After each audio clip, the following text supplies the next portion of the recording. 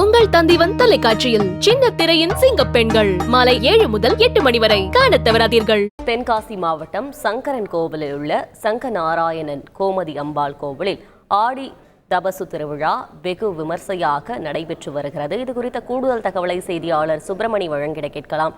சுப்பிரமணி, வணக்கம்.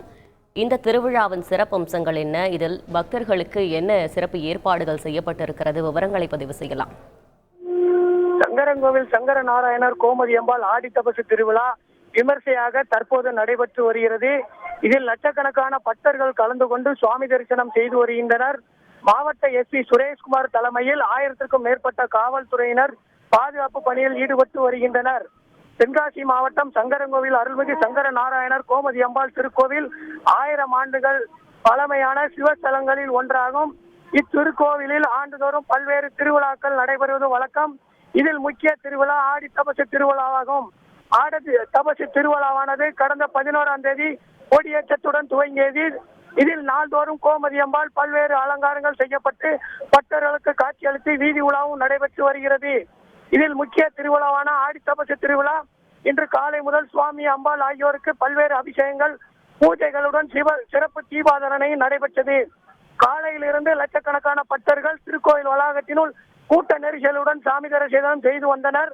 ஆடி தபசு திருவிழா தற்போது அலங்கரிக்கப்பட்ட சப்பரத்தில் வெள்ளி ரிஷப வாகனத்தில் சங்கர நாராயணர் சுவாமி வீதி உலாவாக வந்து தபசு பந்தலை அடைந்தார். தபசு மண்டபத்தில் இருந்து தவக்கோலத்தில் கோமதி அம்மன் தங்க சப்பரத்தில் எழுந்தொருளி தபசு பந்தலுக்கு வந்ததும் மாலை மாற்றப்பட்டு தற்போது ஆடி தபசு திருவிழாவாக நடைபெற்று வருகிறது. அம்பாள் சுவாமி சப்பரத்தை சுற்றி வரும் காட்சிகளும் தற்போது நாம் கண்கூடாக பார்த்து வருகிறோம். ஆடி தபசு திருவிழாவானது இன்னும் சற்று நேரத்தில் நடைபெற உள்ளது. இதில் லட்சக்கணக்கான பக்தர்கள் கலந்து கொண்டும் சுவாமி தரிசனம் செய்து வருகின்றனர். திருக்கோயில் நிர்வாக சார்பில் அனைத்து முன்னேற்பாடுகளும் செய்யப்பட்டு வந்துள்ளன. மேலும் பாதுகாப்பு பணியில் 1000க்கும் மேற்பட்ட காவல்துறையினர் பாதுகாப்பு பணியில் ஈடுபட்டு வருகின்றனர்.